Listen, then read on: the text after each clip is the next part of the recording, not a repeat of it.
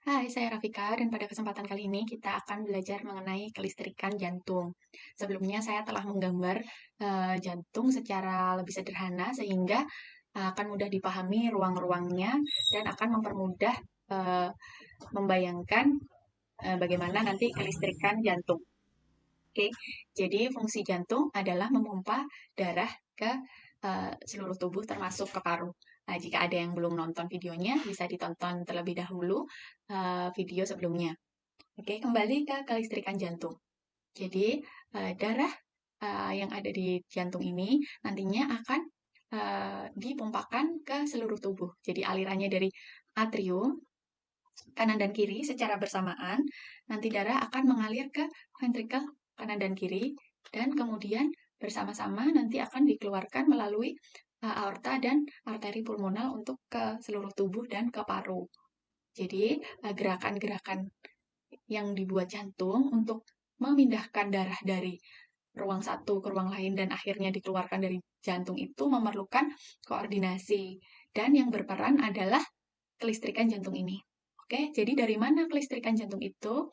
Kita review sebentar mengenai lapisan-lapisan jantung. Jadi yang di dalam ini namanya endokardium, ya. Kemudian yang bagian luar adalah perikardium dan yang tengah ini dinamakan dengan miokardium.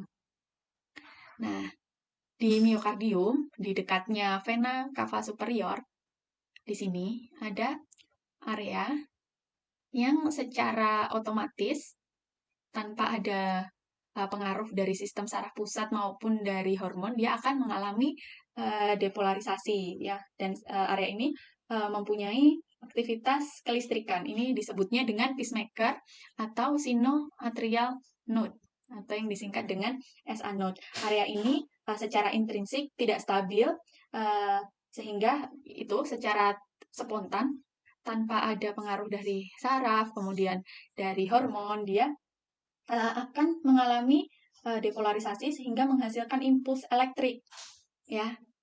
Jadi ini mengalami depolarisasi sendiri tanpa ada campur tangan dari saraf maupun hormon, ya. Kemudian area SA node ini merupakan area yang fokus untuk mengendalikan aktivitas kelistrikan jantung. Nah, ada area lain yang juga mengalami depolarisasi atau mempunyai aktivitas kelistrikan. Itu letaknya ada di sini, di antara atrium dengan ventrikel. Karena letaknya ada di atrium dengan ventrikel, maka dinamakan dengan atrioventricular node atau AV node. Nah, tapi semua perintahnya berasal dari SA node. Jadi SA node ini yang memerintahkan area lain yang mempunyai aktivitas listrik untuk masalah kelistrikan. Jadi di SA node ini dia akan mengalami depolarisasi, kemudian akan mempengaruhi sel-sel di sekitarnya yang juga mempunyai aktivitas listrik. Ya, jadi dia punya 3 jalur. Jadi ke sana, ke arah atrium kiri, sehingga atrium kiri pun akan berkontraksi. Ini dinamakan dengan jalur yang anterior. Kemudian ada jalur posterior, ya, saya gambar titik-titik. Jalur posterior, dia di belakang. Kemudian jalur tengah. Jalur tengah. Tapi nantinya ya akan menuju ke avenue. Ya. Jadi kira-kira seperti ini. Jadi dari SA node dia akan ke AV node melalui 3 jalur dan ke atrium kiri. Nah, pada area tengah ini, di area katup-katup jantung, dia terbuat dari jaringan fibrosa yang kaya akan kolagen, dan dia tidak baik sebagai konduktor listrik. Jadi, listrik tidak dapat melewati lingkaran ini. Ya, jadi jangan dibayangkan ini 2 dimensi, ini adalah 3 dimensi. Ya, jadi kelistrikan itu tidak dapat melewati cincin yang ada di tengah ini, cincin fibrosa yang ada di tengah ini. Makanya kelistrikan berjalan melalui septum ini atau sekatnya jantung ini ya, yang merupakan miokardium.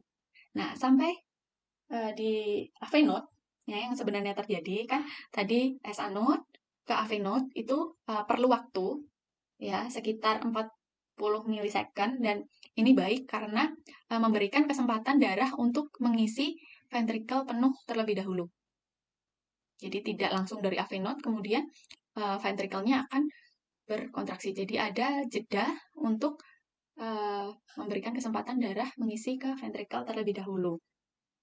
Nah, setelah dari AV node, kemudian di sini ada bundle yang disebut dengan AV bundle atau sering disebut dengan bundle of His. Ya. Kemudian bundle of His ini akan bercabang. Sebenarnya cabangnya banyak, tapi yang utama dia akan ke sini. Kemudian dia akan ke sini. Ya. Kemudian dia akan ke sini. Nah, di sini dia juga akan mengalami percabangan. Ya, di aptek ini dia akan bercabang-cabang menjadi cabang-cabang yang lebih kecil lagi. Oke, ini dinamakan dengan serabut Purkinje. Ya. Oke, yang ini dinamakan right bundle branches. Yang ini namanya left bundle branches. Oke. Nah, ini kan dia ke bawah melalui septum ya, bercabang ke kanan dan ke kiri di miokardium ya, di apex. Nah, bercabang lagi menjadi serabut Purkinje yang berfungsi sebagai konduktor dan nantinya akan mengantarkan impuls listrik ke area yang kontraktil di miokardium. Ini yang menyebabkan depolarisasi dan kemudian ada kontraksi ventricle. Nah, sehingga darah akan terpompa ke sini, ke aorta melalui katup aortik dan ke arteri pulmonal melalui katup pulmonik. Oke, jadi mudah dipahami mengenai kelistrikan jantung. Mari sedikit direkap ya. Jadi di miokardium, di dekat vena cava superior, itu ada pacemaker yang disebut dengan SA node.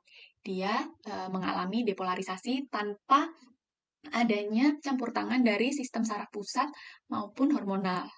Kemudian dari SA node, dia akan mempunyai jalur listrik di 3 jalur.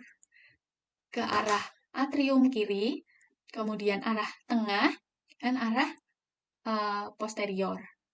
Kemudian bersatu menuju ke AV node.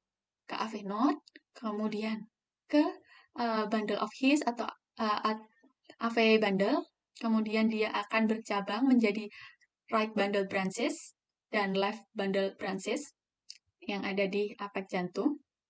Kemudian bercabang lagi di serabut Purkinje yang merupakan konduktor, dan selanjutnya listrik akan diantarkan ke